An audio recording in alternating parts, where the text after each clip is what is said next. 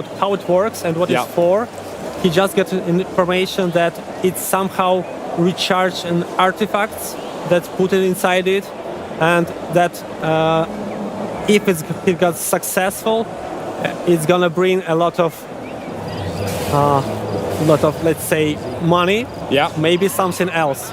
So at this point, player don't know what is the goal of the character, why he's doing it, and he's learning the story about your character also by doing this quest line.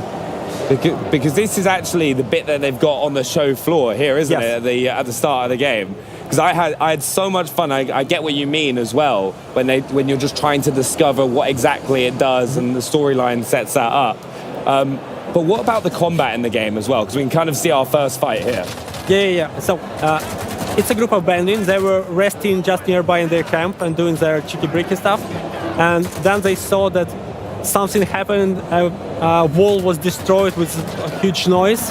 They just turned up going to see what's happening and found you, a player, and it's amazing as well, because I found myself when I was playing this I was like the flashlight turning on and off, and like you can also like lean round corners, can't you, to kind of like engage fights from like a bit of cover. Yeah, so it's very important in this game to have a proper tactics. You should hide a lot, you should use your medkits, you should survive grenades, because AI is very pushing and challenging. They trying to outcome you, to go from other side, and it's pretty stressful. So it's a first fight. It's very simple fight against 3 bandits, but as from what we can see, it's often lead you to several deaths. It's very unforgiving as well. And we just see as well, I found that it's like a big part of the game is like looting. So what kind of things should people be looking out for when they're looting? Yeah, so the part of the game, so while we are fighting, we are losing our resources, consumables, food, ammo, and after the fight finished, we have to get through the dead bodies' pockets to find some ammunition, maybe loot their camp to restore what we just spent, because without it, we just run out of ammo, and the player would be like stuck. Because that's the big thing I have. I am very trigger happy when it comes to first-person shooters. Like, I fire way more bullets than I should. And then I found myself as well, I was like, I need to go check every building that I can because I need more ammo. Like, what kind of advice would you say for players hopping into Stalker 2 to spend their time in the world? So, the reason why you should discover and look for some stashes in locations is not because you just want to find some items, but because it's interesting to discover this abandoned place where was some living some time ago, and there is some story behind it. And when you are just walking around and looking for the corners, and it's beautiful there, you can surprisingly find something stashed there, because it's a Stalker stashes. They use some stashes for their next journeys, because they can bring like hundreds of thousands of kilograms. They have to make some stashes for there, and players sometimes find them, and it's often rewardable, and often it's very rewardable, because you can get a huge equipment boost by just going to some building you didn't expect to find anything there, but it could be there. That's what I found. I found myself like an assault rifle when I just had a pistol to start with. I was like exploring buildings and found that. But the game also, it looks amazing. Yeah, this is the start of a next fight. The player, we have some stealth mechanics. Yeah. So it's not very as you used to have a stealth in the game. It doesn't offer you like ability to be invisible for enemies. No, they will see you and shoot you. But at least it allows you to get slightly closer, to find better position to start the fight, and or maybe to initiate the fight with a grenade, so it would be easier for you. And then the fight is pretty challenging. Yeah. And you have to watch your hit points and your state, because you could be got bleeding, and you have to use a bandage to stop this bleeding, because it's not.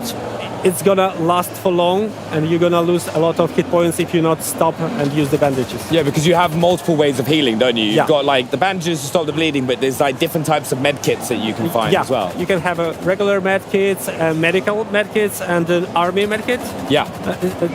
And they provide additional boosts, but mostly it's restoring the hit points. But also, if you are not in the fight and you just need to recover a small portion of health, you can just eat, and it will also bring you a small portion of hit points. See, that's what I loved as well. I found like there's so much resource management that you have to like pay attention to as Stalker, which really gives you a different challenge. So it's like you said, if you don't eat, you're going to perform worse in gunfights.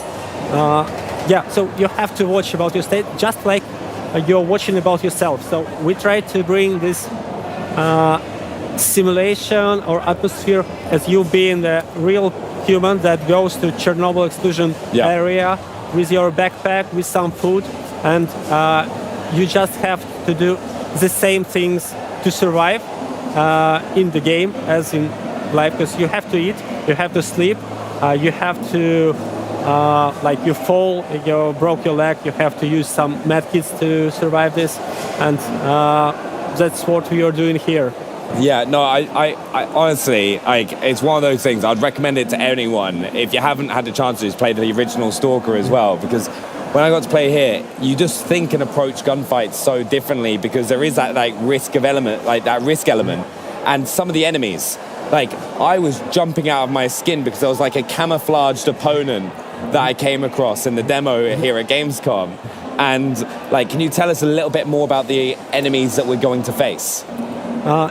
Yeah, so the zone is inhabited by different factions.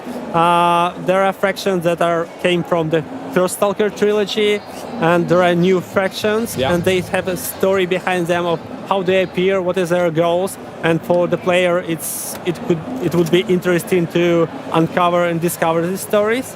And it's important to mention that from one walkthrough, the player won't know the whole story. Yeah. So you had to have several walkthroughs to get all these pieces together, or you could discuss it with your friend who choose some other path, and you can share the information about what you see to each other, and Yeah. you uncover, oh, I didn't expect that it would happen like this. Yeah. So it's for me, I find it should be interesting for people to discuss their experience with each other. Yeah, we also saw just beforehand, right, we can actually see the scanner going on right now. Can Yeah. you talk us through this? It's Echo Scanner. It's a simple scanner. You just beep, and the faster it beeps, the nearer is an artifact. Yeah. You can collect an artifact just by using scanner, and at this point, player face that Bloodsucker. It's a canonical enemy in Stalker series.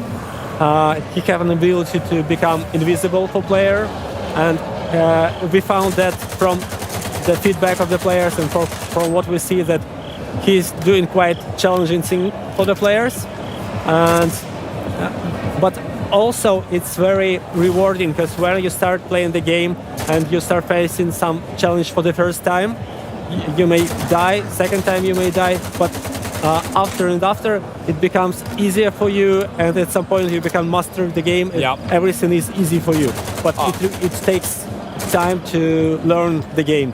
This terrified me. Like, honestly, I was there going like, wait, at first I was like, what's attacking me? And I was like, how do I counter this? And I was like, suddenly realized there was a camouflaged opponent attacking me.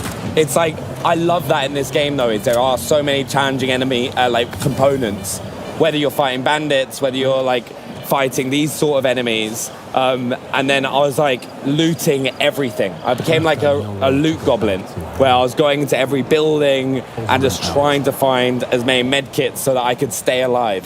And there is also a lot of pieces of content just near the locations. This is not a main quest. It's often not a side quest. It's just some encounters or narrative little stories to bring you an experience of discovering this real location, real zone, and it's not a fake world. It's full of small pieces. Yeah. And for me, I find it very interesting to discover. Even if I know the game pretty much, it's still the world map is so huge. So even for me, going back to some locations make me feel, oh, I didn't expect to